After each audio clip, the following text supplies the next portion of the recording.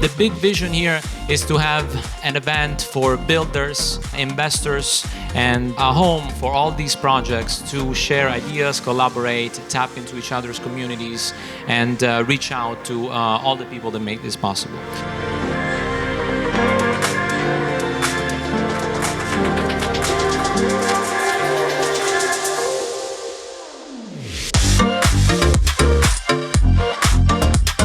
I firmly, personally believe that the future of technology, the future of effectiveness, is how we put these things together. AI, blockchain, Web3, conventional ERP, SaaS technologies, cloud, working together in the most effective way is the future.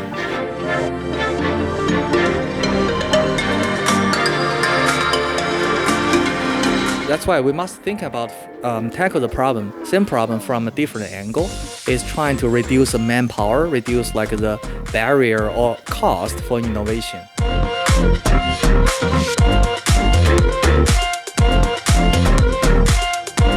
I believe the catalyst for mass adoption of DePIN is for DePIN projects to have a disruptive yet intuitive value that's only made possible through DePIN.